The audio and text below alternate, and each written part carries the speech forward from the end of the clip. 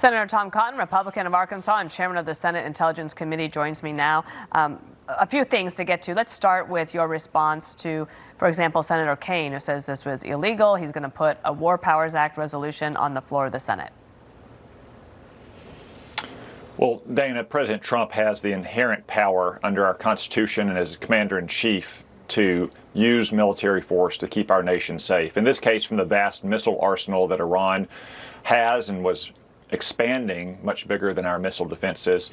And we've had presidents conduct this kind of operations going back to the beginning of our republic. For that matter, conduct them in the Middle East. Thomas Jefferson struck the Barbary pirates just off the coast of Libya more than 200 years ago without a vote in Congress. And speaking of Libya, Barack Obama toppled Muammar Gaddafi in Libya 15 years ago without a vote of Congress, even though he was a de facto American ally by that point. The difference is that President Trump is attacking a 47-year implacable enemy. And how do you respond to people who say that President Trump this is a war of choice, not one of necessity?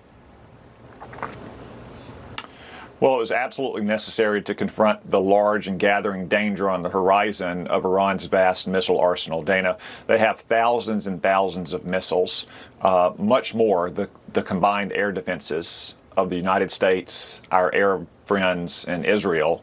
And that gap gets much worse every month. I can't get into details, but every month it gets much worse and more dangerous. That's an unacceptable risk for the United States. It's an existential threat to our Arab partners and to Israel. President Trump acted decisively before that danger could grow even closer. Senator, could you speak to the concerns about domestic terror threats out of this? We have, of course, this suspect in Austin, Texas, who was brought in after a terrible shooting, killed 2 people, wounded 13 others. He apparently was wearing a Property of Allah sweatshirt, and there has been worries about sort of homegrown terrorism or things that could happen here. And we're in the middle of DHS having a partial government shutdown. Dana, I can tell you that the administration is always vigilant about the risk of terrorism inside the United States. Unfortunately, we had a wide open border for 4 years under Joe Biden. We have no idea who may have gotten into the country during those 4 years. I don't want to comment specifically on what happened in Austin until all the facts are known, but I did speak with Kash Patel yesterday, and I can tell you that the FBI is taking every potential threat around the nation very seriously. This is, by the way, another very compelling reason that we need to fund the Department of Homeland Security immediately. The Democrats are highly irresponsible to keep Homeland Security unfunded while we're in the middle of a war against the world's worst state sponsor of terrorism. Today, you are going to be a participant in watching the Medal of Honor ceremony that President Trump is going to hold. And you're particularly interested in, let me put up the names of the 3 who are going to be honored today.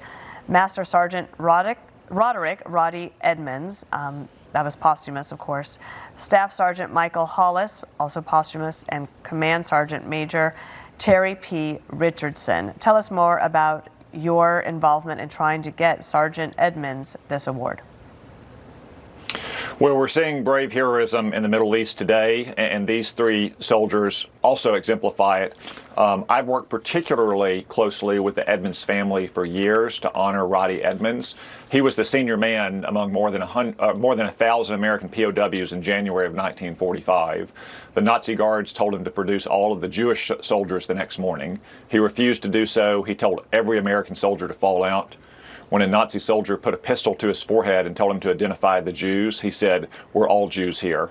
You can shoot me if you want, but my men are very loyal." The Nazi guard dropped his gun and walked away. Roddy Edmonds saved hundreds of American Jewish soldiers that morning that has gone on to produce thousands and thousands of their descendants. It's a great tribute to Roddy Edmonds, and I commend President Trump and Pete Hegseth and Dan Driscoll for finally giving him the Medal of Honor he deserves.